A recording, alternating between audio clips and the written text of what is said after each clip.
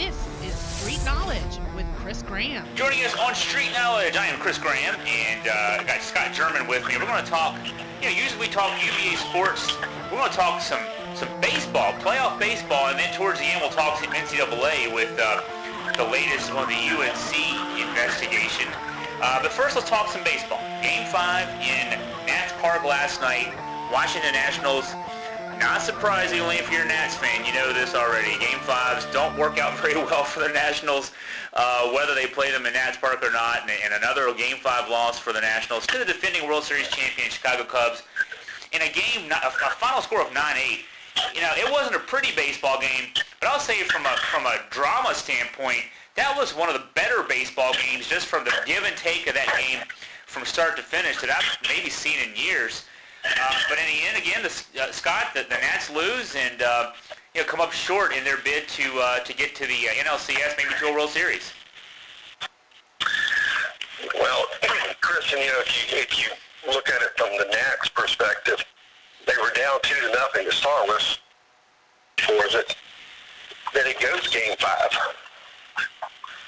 When you put yourself in that kind of a hole, right from the get-go. So it was actually 1-1. They did win Game 2. They came back and won Game 2, and then split in Chicago as well.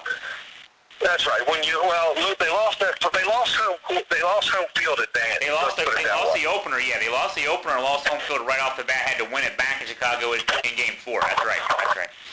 So that's a tough obstacle to overcome, especially when you're trying to overcome that against the defending World Series champions, a team that's been there, experienced, poised, whatever you want to say.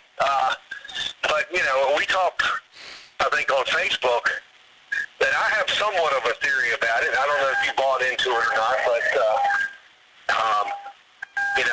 one of my theories is the Nats just aren't really in a great position to start the postseason because they haven't played really any meaningful baseball in about 3 months. They run away with that division. That's the weakest division in the majors with the Marlins, the Phillies, Braves. Mets are awful, with the exception of a couple years ago. I believe the Mets may have won that division. Nats still got bounced out early. So I just wonder, are they ready for October baseball when they really haven't played any games of significance for 3 months? I mean, they won the division by nearly 20 games. And then all of a sudden, the big stage lights come on, and everybody is expected to perform under pressure, including managers, and Dusty had some senior moments in that series. You can't deny that. I wonder if the thing that got the Nationals to the playoffs, winning that NL division, is also the thing that hurts them when they get to the playoffs, is that they just don't have that edge. I thought about that because, we traded that on text earlier today before we did the podcast. And what I'd say to that is, the Astros, I don't know what the Astros' final margin in the AL West was, but they had that division sewn up sometime back in June. They started off like 62-25 or something like that. And they were able to turn it on, whereas Boston actually, in their first round series with the Red Sox actually had to play into the last weekend of the season to clinch their division because they still hadn't clinched the American League East because the Yankees were playing so well until I think Friday night or Saturday of that last weekend. And so, I think you can go back and forth on this. When you look at it, managers would always love to say, hey, if we can get our guys some rest, if I don't have to use my pitchers to the full extent in that last week or two before the playoffs start, if I can, get them starts and keep their pitch counts down going into October, get some reserve guys some at bats, don't have to have my starting players travel and then play a day game after a night game, like you have to when you're in a pennant race down to the last day of the season. Ideally they'd like that, but then you do potentially lose some edge, if you do that. But the Astros were able to do it this year. The Indians were playing the best baseball of anybody in September. They had that 22-game winning streak. Then they lost a game. I think they won 7 or 8 straight more. They didn't make it out of the first round. The Dodgers had by far the best record of anybody. had that streak where they lost 15 of 16, and then yet when they had to turn it on, they did so against the Diamondbacks, like a pretty good Diamondbacks team that won 90-plus games themselves, and the Dodgers swept that one with relative ease. So, I know the point. I look at it too, Scott, like where I say, this Nats team, watching them day in and day out like I do, and keeping up with this team, they weren't a fully formed team after about June the 15th this season, but that's not an excuse now because they were fully formed in October. Bryce Harper came back from injury. Trey Turner was back. Jason Worth was back, had 2 hits, 2 walks last night. Zimmerman was there. You had the bullpen. Doolittle had a perfect ninth last night. There's no excuses for the Nats. I don't think that the NL East is an excuse. I don't think the 20-game margin of winning the division is an excuse. I don't think the injuries that they suffered in the June through September period are an excuse. They just played a baseball game last night and lost. Sometimes that happens. Absolutely. It's just you play a 162-game season, and if you're like I am, and I know you are to some degree with the Nationals, you're passionate about it. You watch these games. You watch almost all of them, or at least part of almost all of them, and you see all kinds of weird things happen, and you see your team playing extremely well and losing a game. You see your team playing extremely crappy, and somehow they're finding a way to win a game. So baseball, that's the beauty of the game. Things don't always, always play out on paper. Your point about the Dodgers, the Astros have the best record in the American League. I guess back to my point with the Nationals is that this is the first year the Astros have had to uphold that. Nationals have had a little larger sample size to deal with. They've run away with that division almost every year, and they seem to have a hiccup in that first round. So, it could be that just a bad draw. The Cubs are a good team, experienced team, well-managed team with Madden. Although I think he also had some misplays there as well. But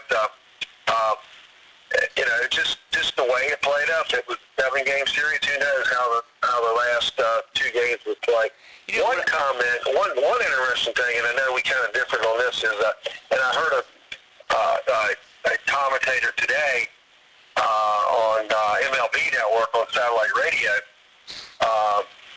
talking about Harper's last at bat being dreadful. That he just played right into that pitch sequence, and that the Cubs knew. Now I know you're a Harper fan, and he's a great player. And I don't follow the Nats as closely as you do. And I know that Harper's a good hitter, better than good hitter. You say he's a disciplined hitter, but that last at bat was anything but disciplined. And they said that the Cubs book on him that there were only a few great hitters in the game that you could get by with throwing a 3-2 curveball in the dirt, and they would either going to swing at it and miss, or swing at it and hit the ball harmlessly somewhere on the ground, and Harper was one of them. Well, if whoever that commentator was doesn't watch the Nats regularly enough or even look at stats, Harper's on-base percentage this year, .413. He hit .319, third in the National League. He's a guy that, the reason he hits .319, see, the season a couple years ago that Harper had, when he regressed back to about a .240 average, he was still seeing pitches. He was putting balls in play, and things weren't falling in. Sometimes that happens over the course of the season too. But he always sees pitches. You don't have a .413 on base percentage by hacking at everything, and you don't develop a .413 on base percentage hacking at 3-2 curveballs, because everybody would throw you a 3-2 curveball, you strike out all the time. He's not Aaron Judge up there. Even though he's a year younger than Aaron Judge. He's a guy that he takes pitches. He'll take walks. The way I looked at it last night was this. I wrote a long column on Augusta Free Press today after we actually were trading our text, Scott, and analyzed 2 things. One, the Nats had the game in the hands of the 2 guys they wanted the game in the hands of. Max Scherzer, who unfortunately for Nats fans had that horrible hiccup of a 5th inning. That was also had some historically interesting things happen. We'll talk about that in a minute too. But Scherzer comes in with a 4-3 lead, leaves with a 7-4 deficit. the Nats scratch back. They're down 9-8, two out, nobody on in the ninth. Now, if you're Bryce Harper and you're up there and you got Ryan Zimmerman behind you, Zimmerman had, unfortunately for Nats fans, he did not have a Ryan Zimmerman night. He was 0 for 4 with 3 strikeouts. And if you watch the last couple of years, the Cubs and Nats have had this back and forth between the two franchises because, honestly, they Joe Madden and Dusty Baker, last year when these two teams first started playing, actually this dates back to 2015, when Madden first took over in Chicago. His strategy was that year, famously, remember there was a 4-game series in Chicago where they walked Harper 12 times. He went 1 for 3 with 12 walks in that series because Zimmerman hitting behind him then I think had 2 hits in the 12 at-bats after. And so what the Cubs did was say, basically, we're going to put Harper on, we're going to pitch a Zimmerman, we're going to get Zimmerman out. Well, last night, Zimmerman 0 for 4, 3 strikeouts. If you're Bryce Harper up there, you take the walk, and then Zimmerman strikes out behind you, the critic's going to say, hey, Bryce Harper, you're supposed to be the MVP. You're supposed to be the $500 man. Why did you let Ryan Zimmerman decide the game? And he doesn't have a good career batting average and good record against Wade Davis, the closer. So if you're Bryce Harper, you lose either way. But I do think he put more pressure on himself that at bat. The first pitch was a curveball in the dirt. He swung at it. He worked the count back to a 3-2 count, taking 2 fastballs that were just off the plate. I'm screaming at the TV at 12:20 last night. He's going to throw you the curveball. Don't swing. But it's easy enough to say that, and it's also when you're in the moment and you all that stuff's rifling through your head. You feel like you got to do something. He changed his approach, and it just didn't work out. Chris, you know what I think? Again, just being armchair quarterback or armchair pitcher, I guess, in this situation. The Cubs might have just gotten into Bryce's head because Zimmerman not having a good night, and with all the baseball statistics that managers have in front of them, knowing that Zimmerman does not hit Davis well, the conventional wisdom may have been maybe not to let Harper have anything good to swing at. It's not intentional at all. Certainly just throw him rubbish. So maybe the Nats got into his head by saying, you know what, we don't really respect you. We're going to pitch to you because we know you're not going to be disciplined enough to lay off a 3-2 curveball in the dirt or the high heater up in the strike zone. And it turned out to be like that. And and Harper's young. Maybe he knew that. Hey, they're pitching to me. They think they can get me out. How dare them? I'll show them. I'm going to hit a 2-run home run to win the ball game, even though there's no one on base. Yeah, I don't. One, he's not undisciplined. He's the 4-13 on base is what it is. That at bat, he swung at the first pitch curveball. He was overeager. They only threw in that sequence 6 pitches. Only one of them was in the strike zone, but 3 of them were just off the zone. I do think if, going back to that pitch sequence, pitch by pitch, the Cubs were being very careful with him. I don't think Davis would have minded a walk because now, and the thing about that is, though, you're still risked. I mean, even though Zimmerman's over 4 with 3 strikeouts, doesn't hit Davis well, hey, if Davis misplaces one and Zimmerman hits it out of the park, series over, Cubs championship reign's over. So you don't want to just put. Well, exactly.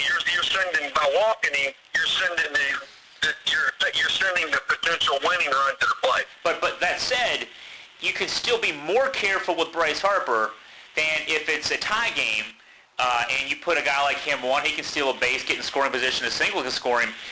It's not so you have that advantage. It's kind of like you got the ace in the hole. I mean, we think we're going to get Zimmerman out, so let's be careful with Harper.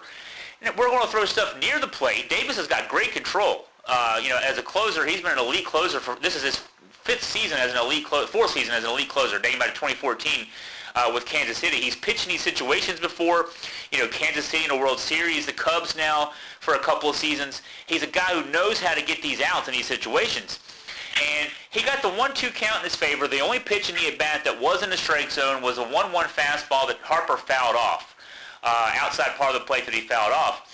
The next two pitches were just off the plate outside, just a little high. They didn't miss by much, but they missed. But they were clearly set-up pitches for a 3-2 curveball. Now, again, Harper lays off that. He's on first base. Zimmerman's up there. The game's in his hands. I just think that in this one situation, sometimes you look for Mighty Casey to get up there and do something about it. Mighty Casey struck out this time. But I don't think Harper was trying to do any. He's not an undisciplined hitter. He can't be to do what he's done the last few years. But in this situation, yeah, he changed his approach. Just like now, I'll go to Max Scherzer, the other star player for the Nats, who changed his approach. Scherzer comes in a game in the fifth inning. He's not a close. He's certainly not a relief pitcher. He's a Cy Young candidate starter who won the Cy Young last year. I looked at Fangraphs today when I was researching my column. His average fastball this year, 94. Now, that's not to say he only throws 94. Watching him pitch game by game, he'll hit 97, he'll hit 98, but for the most part, he's between 94 and 96. His average for the season, again, 94.2 miles per hour. But last night, you could see that he was amped up when he got in the game. His fastball, the first three batters in that fifth inning, he was hitting 97, 98 consistently. Now, what happens when you throw your fastball harder? It tends to straighten out just a little bit. So he gives up the infield single on the 0-2 pitch. He got Bryant Rizzo. That was to Contreras. The 0-2 fastball, just a little up, left a little bit in the zone. 98 miles an hour, a little bit less movement. Then but Ben Zobrist's pinch hitter, another fastball, 97, just a little bit more of the zone with two strikes than you'd like to get. Hits a little pop fly single.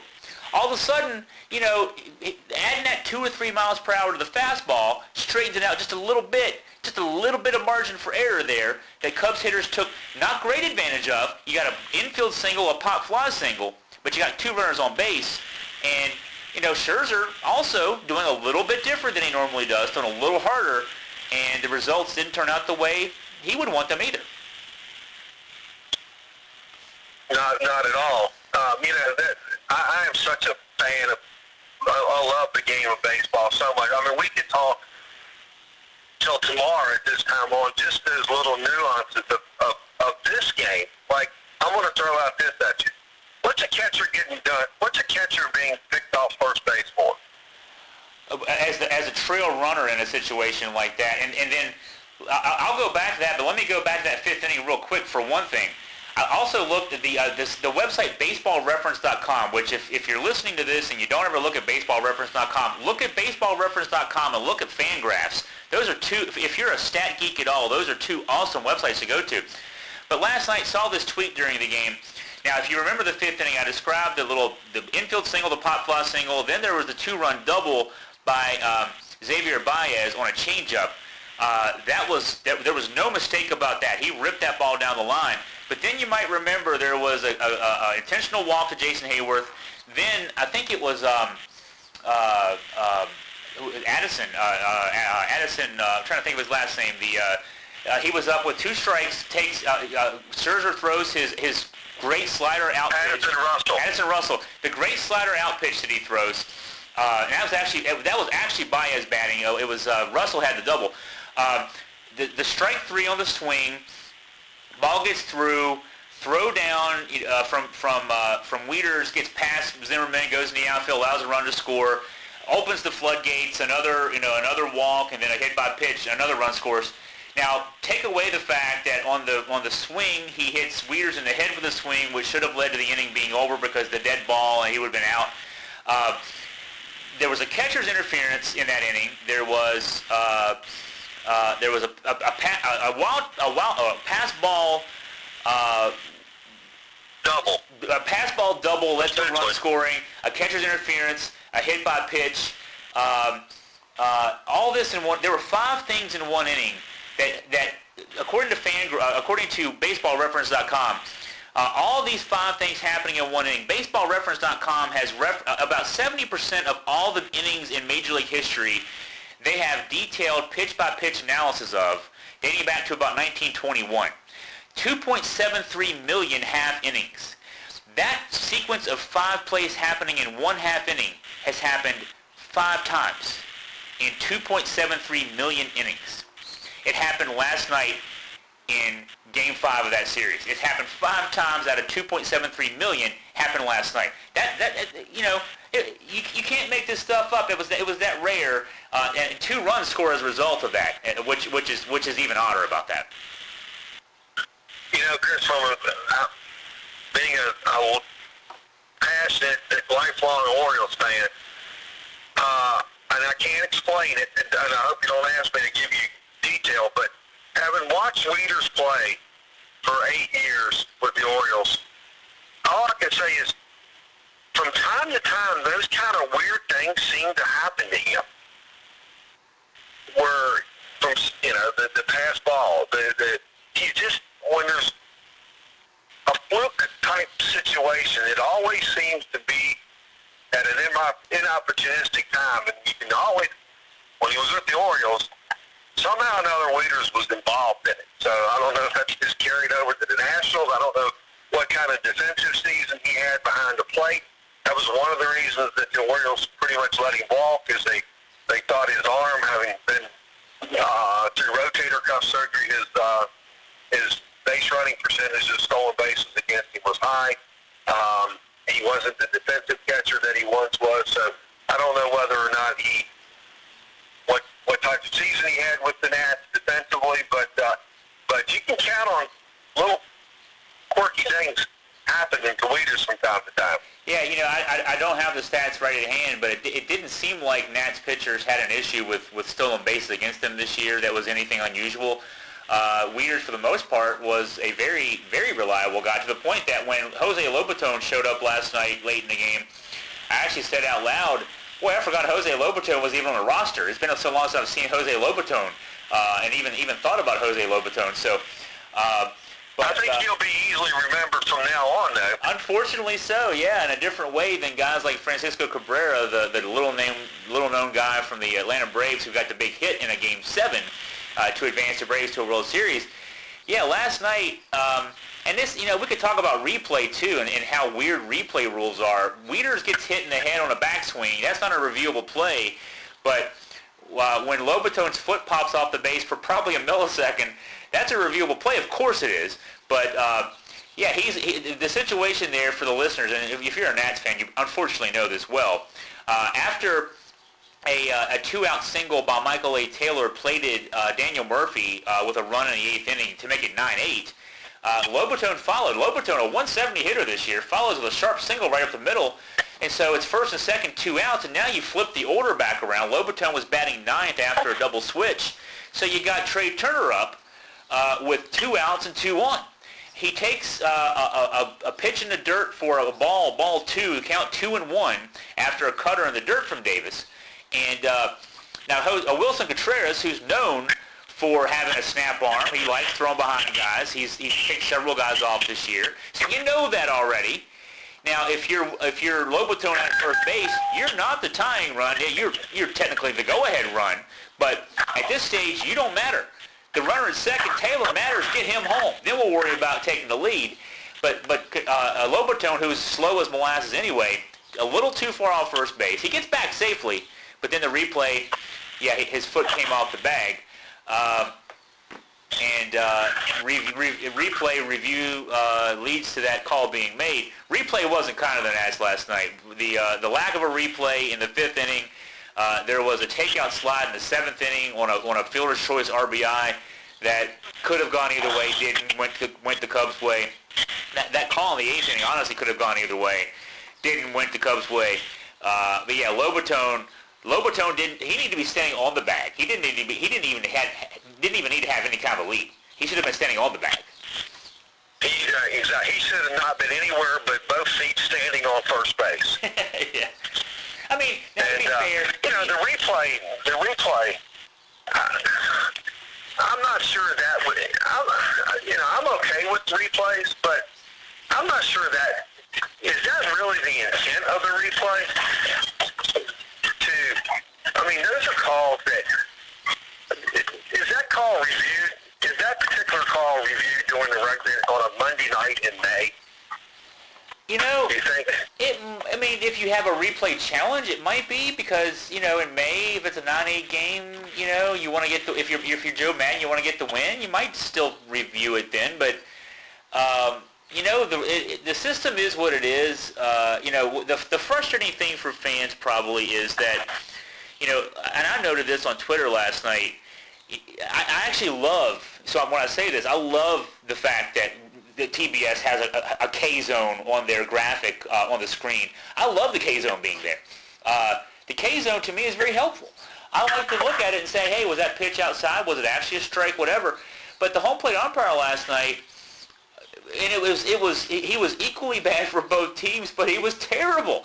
His strike zone, you know, you saw a lot of pitches low in the actual zone that were called balls. You saw a lot of pitches on both edges of the plate, off the edges of the plate, that were called strikes.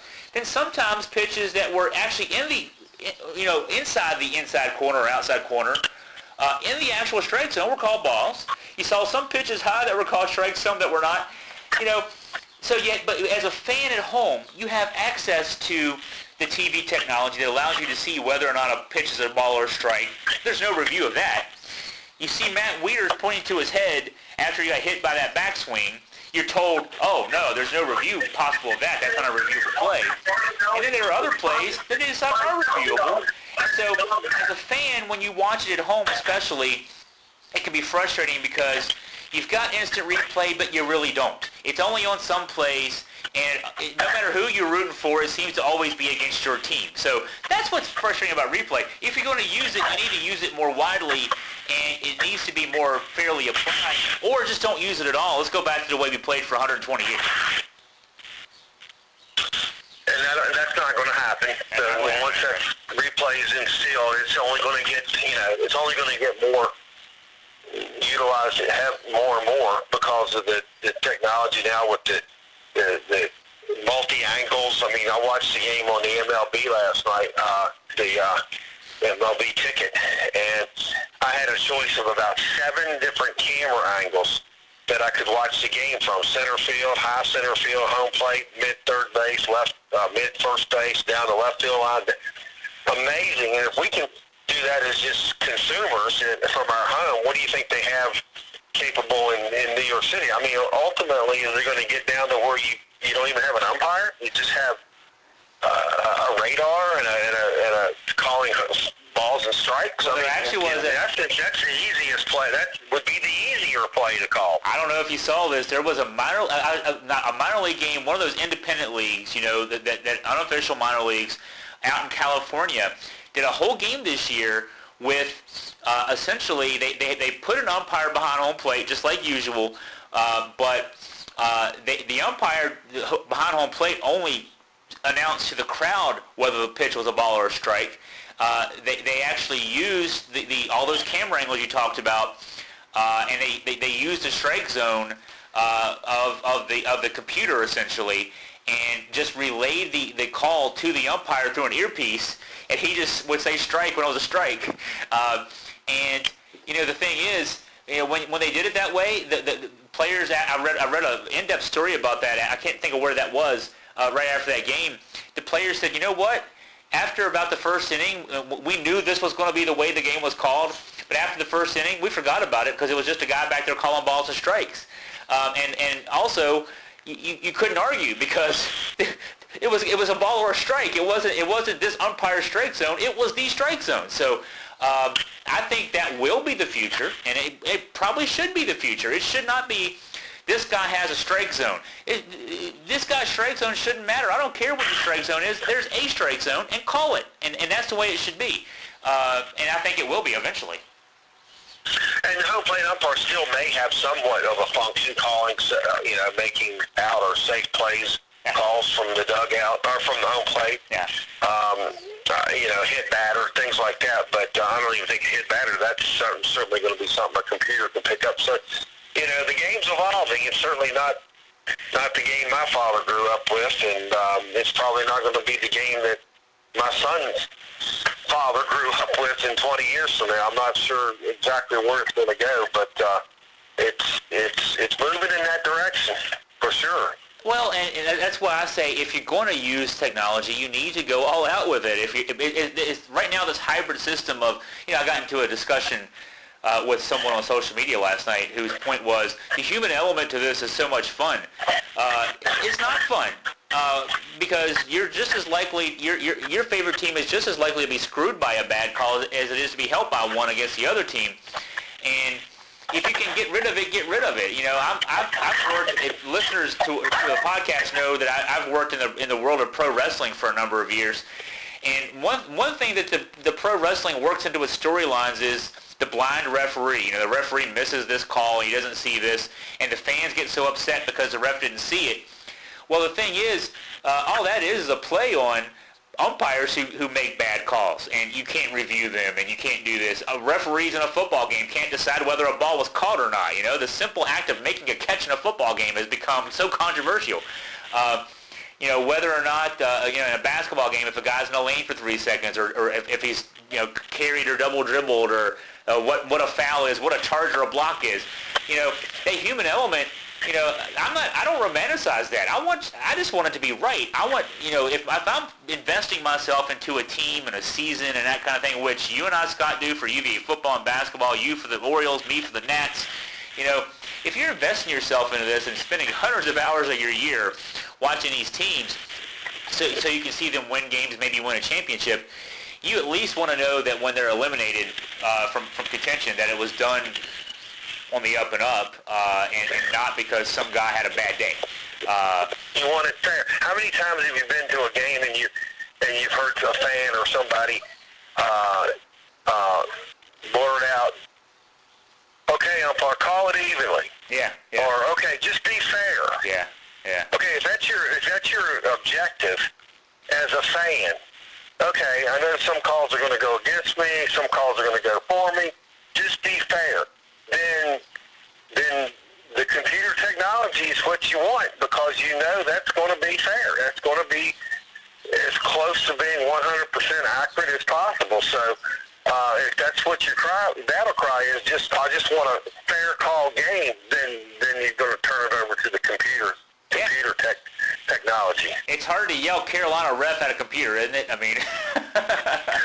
Exactly. Well, you could, I guess, well, that's another whole story there, but maybe for another time. But I use Carolina ref as a segue because that's going to be our jumping off point today. The other news of the day is the NCAA in North Carolina, and the NCAA is so bad in North Carolina that the Arkansas Pine Bluff junior women's tennis team is probably going to get sanctioned now. But seriously, the news with Carolina is what a lot of us thought it would be, which is, Carolina, we're not even going to slap you on the wrist. We're so sorry for even thinking about it. The academic fraud case settled. Basically, nothing's going to happen. We're not surprised, are we, Scott? Absolutely not. I posted it this morning on my Facebook page that after nearly a decade, maybe not that long, of investigations, the NCAA was going to decide the fate of North Carolina today. With nothing more than a slap on the wrist. They didn't even get that. They got a kiss on the wrist. They got a kiss on the wrist, yeah. They didn't even, which is, just, I guess this is just more evidence that the NCAA is some type of an agency that just needs to be completely overhauled. Or done away with. If it took 4 years to just come up with this, then, there's no, I just can't understand what took them so long to find that North Carolina was in no violations of all of the rules. And I want to say it was 6 years ago that I covered an ACC football kickoff down in North Carolina. I can't think where that one was that year, maybe down at Pinehurst. But anyway, the Butch Davis was still the football coach at Carolina, and he had just been, literally like a few days before that kickoff had been fired, I want to say, because of this same scandal. So they fired a football coach over it. It involved mostly basketball players. But they had Butch Davis fall on the sword many, many years ago. And, they've had a coach gone since Butch Davis, I believe. Yeah, they've already gone through a coach since. And, and you look at this situation and you say, and plus, there's a reason now we really know why. The ongoing scandal, not involving North Carolina, at least as far as we know right now, with the NCAA college basketball involving coaches at schools like Auburn, Arizona, South Carolina that we know of, and then some others. The FBI has been investigating the influence of dirty money in college basketball for at least, I think it's 3 years dates back, this investigation, which is still very much ongoing. But the news of that was so interesting to me was that the FBI did not involve the NCAA in any way, shape, or form in this investigation, to the point where when it was a couple weeks ago when the first indictments were handed down, the NCAA itself was surprised to learn of these indictments because it had no foreknowledge of what was going on. Well, there's a reason for that, because if the FBI tipped off the NCAA probably would have tipped off at least that's the assumption of the FBI folks.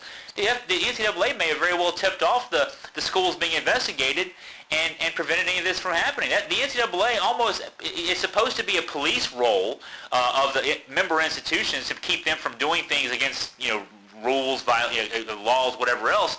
But it seems more like just a protection racket than it does like a police racket. The other point too, and I'm not, and I know we're both shamelessly UVA Homer fans, but I would not have gotten a lot of satisfaction out of seeing North Carolina, really heavily sanctioned, because for years I thought of North Carolina as being a rival, and a rival that kind of competed on the same level playing field that Virginia did, as far as the academics of the school, as far as not looking the other way on certain situations. So I didn't get a whole lot of satisfaction out of maybe having my image of North Carolina, shattered. But I did hope that if justice needed to be served, it would have been served. But putting North Carolina on probation or heavily sanctionizing them, I don't think that should. The fact that the NCAA didn't do that, I don't think it would come to us as a surprise to anybody, because that just would not be good for business. To put your premier program under lock and key for a couple of years. That's where this comes down. Yeah, I mean, people listening to this podcast know that know where I stand on things. I'm a UVA homer, UVA alum, but you also know that if something stinks over there, I'm going to tell you it stinks. And I can tell you, especially as an alum, if something like had been going on in North Carolina for almost 20 years, had been going on at the University of Virginia, I would be the first one and the loudest one telling you, sanction the hell out of us. Because, one, I've got a degree hanging on my wall right above where I'm sitting here talking right now that would be devalued if something like this was going on at the University of Virginia while I was a student there, or even afterwards. It would devalue my degree. It would devalue my experience there. And so I would think that if I was the average North Carolina alum out there, I'd think the same way. And so this going on at any school and being allowed to go on without even a slap on the wrist is an insult to everybody who plays fair. How many people play fair anymore? There aren't many, but we're at least supposed to pretend like we're playing fair. Well, we know damn good and well now that North Carolina didn't play fair for a long, long period of time. They fessed up to it, didn't even get slapped on the wrist for it. So what's the reward? What's the value? Why does anybody try to play fair when, hey, even Carolina gets away with this stuff? That's the message that's sent to everybody else out there. From this day forward, what is? I mean, other schools could take a page right out of that book and say, hey, we're going to do it this way because that's the way North Carolina did it, and they didn't get any penalties or sanctions. So the NCAA is kind of, this is the benchmark that they've set. So I'm kind of disappointed. I'm very disappointed that NCAA could do no better than this after all that many years of investigating and digging deep into the situation, and they find North Carolina completely guilt-free in this on everything. I just can't imagine that.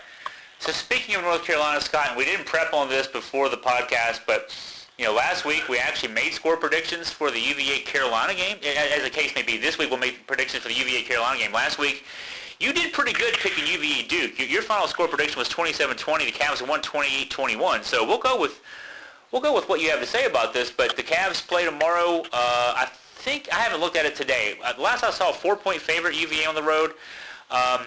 Your thoughts heading into Chapel Hill tomorrow? The Cavs 4-1, UNC 1-5, a win for Virginia. Boy, I can't imagine. So, your thoughts? Give us a score. Give us how it's going to go tomorrow. Well, I think Virginia is playing very well. They're playing confident. They can see what lies ahead, and what lies ahead is this would put them halfway closer than they are now towards being bowl eligible. And Virginia's starting to develop into a good football team. Carolina going in the opposite direction. 1-5. They've got offensive problems.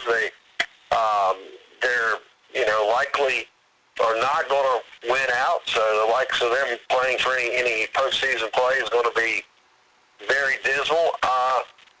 I'm going to go Virginia 30, North Carolina 10. 30-10. That would be the third straight big loss for the Heels. They lost 33-10 last week to Notre Dame at home. So coming off a big home loss already. I'll say this. Maybe I'm just in a funk over the Nats from last night, but I still feel I'm a little scared of this game, only in the sense that this is still a young Virginia team in a great sense. I know there's a senior quarterback and 2 senior leaders on the defense, but the bulk of this team is still a pretty young team. And a program that is young and winning. They haven't won a lot, as we unfortunately very well know. And now they're winning, and that's great. We love the success. I hope that they can,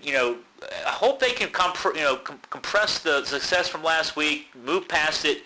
I'm a little concerned that they may come out a little flat. Carolina's going to not come out flat. We're going to get Carolina's best shot.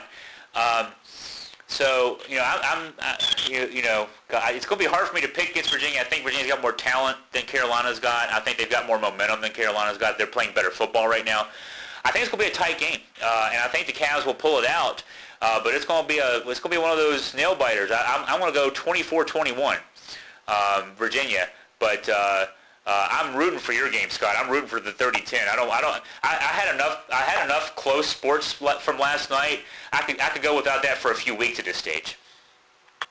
Well, and the reason I think that Virginia's going to win in a little easier manner is that I'm just again maybe hoping is the word that they understand that Coach Mendenhall has instilled in his team. Carolina's going to come out, and they're not going to come out flat. They're going to come out fired up. But you put a quick score on them, and that air might come out of that tire real quick.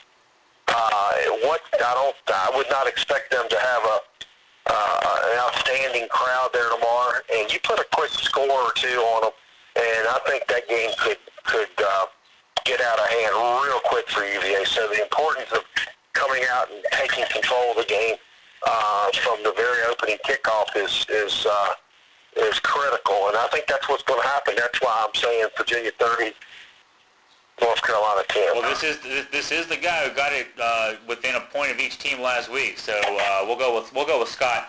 3:30 kickoff tomorrow. We will be live blogging on AugustaFreePress.com, and of course, Scott and I will get together and talk about the game tomorrow night on a podcast. I'm going to go ahead and sign off. Thank you for joining Street Knowledge. Have a great day.